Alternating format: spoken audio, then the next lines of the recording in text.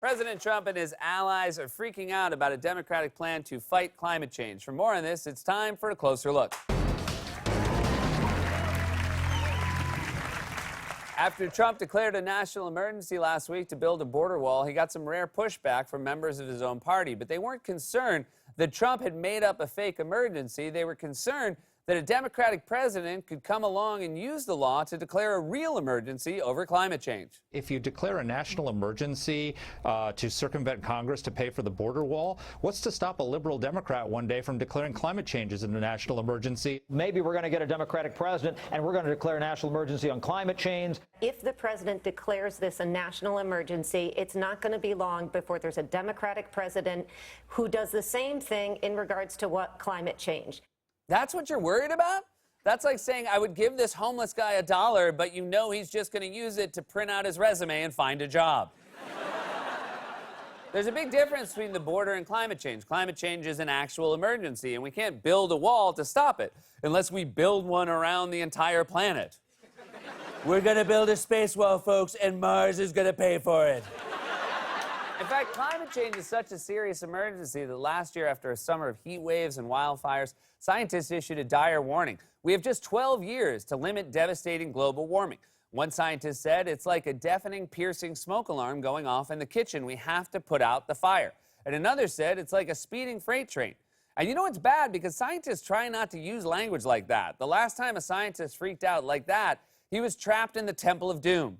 We are going to die. Now, in response to that, a reasonable person might say, what can we do to stop this? Instead, we have a president who thinks you can stop wildfires not by slowing down climate change, but by raking leaves in the forest. That's what he told Fox News last year, even after he was asked point blank about the role of climate change. I was watching the firemen the other day, and they were raking areas. They were raking areas where the fire was right over there, and they're raking trees, little trees like this that are not trees, little bushes that you could see are totally dry. Weeds, and they're raking them. They're on fire. That should have been all raked out. What about the argument? You wouldn't have the fires. What about the argument it's climate change, that it's drier, it's hotter, and that's contributing to it? Maybe it contributes a little bit. The big problem we have is management. When I was in a certain state, I won't say which, the governor said, you know, we've tested it. We clean out areas, and we actually set the fire just to see. We lose almost nothing. Why won't you say which state it was? Seems to me if a governor figured out how to stop forest fires with a rake, they'd want their name out there. Is it because they're from Navajo?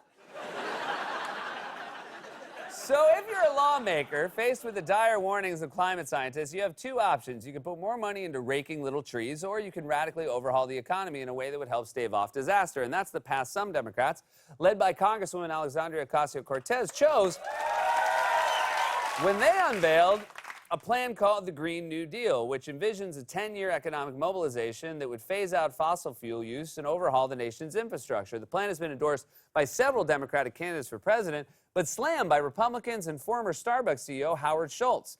Last week, Schultz said the Green New Deal is not realistic. Schultz has been threatening to run as an independent unless the Democrats nominate a moderate. Yesterday, after he announced his own bid, Bernie Sanders was asked about Schultz's threat on CBS and didn't seem to take it seriously. Howard Schultz has now said he would not run as an independent if the Democrats nominate a moderate. Isn't that nice? Why is Howard Schultz on every television station in this country? Why are you quoting Howard Schultz? Because he's a billionaire. You're asking Bernie what he thinks about a billionaire? That just makes you look like a bad journalist. If you know one thing about Bernie, it's how he feels about billionaires. His Ben & Jerry's flavor is called Tax All the Billionaires. It's not even an ice cream pun. It's just vanilla and nickels.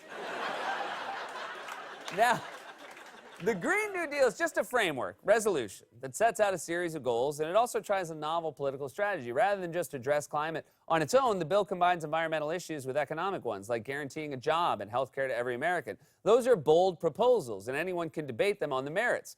But as fact-checkers have noted, no one is proposing to eliminate all planes, cars, cows, oil, gas, and the military, and yet that hasn't stopped Trump from repeating those lies anyway.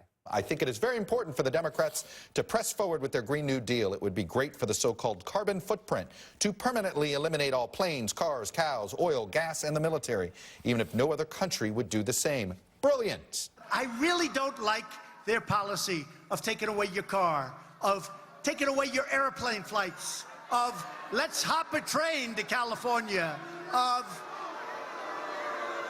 you're not allowed to own cows anymore. You know, there are a lot of problems. Man, Trump is getting really desperate. In 2 years, he's gone from they're going to take your guns away to they're going to take your cows away. No one is outlawing cows.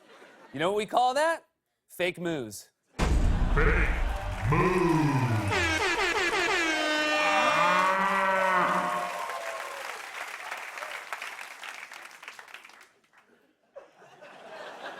Trump has basically cycled through one mode of transportation after another and falsely claimed that the Green New Deal would eliminate it. For example, the Green New Deal would prioritize investment in high-speed rail, with the hope that it would reduce our reliance on short-distance air travel, not eliminate it. But Trump lied about that, too. It would shut down American energy, which I don't think the people in Texas are going to be happy with that.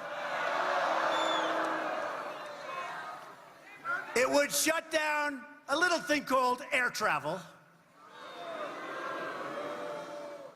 Of course, those weren't boos. People just brought their cows to the rally. You're not safe at home, Bessie. The government's coming to get you. You got to come to the rally.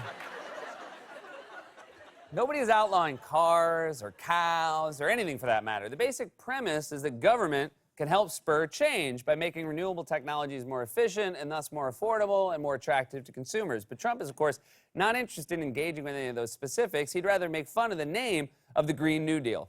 Last week, they introduced a massive government takeover that would destroy our incredible economic gains. They introduced the so-called Green New Deal.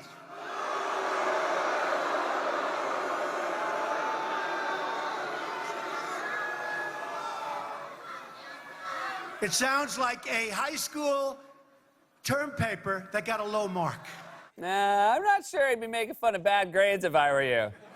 I'm pretty sure you're the only guy Clippy ever gave up on. Republicans have manufactured a fake emergency over immigration, and now they're worried a Democrat will come along and declare a real emergency over climate change. And instead of debating the Green New Deal on its merits, they're making up lies about its content. But polls show most people aren't buying it. When Republicans whine about the Green New Deal, most voters say, Isn't that nice? this has been a closer look.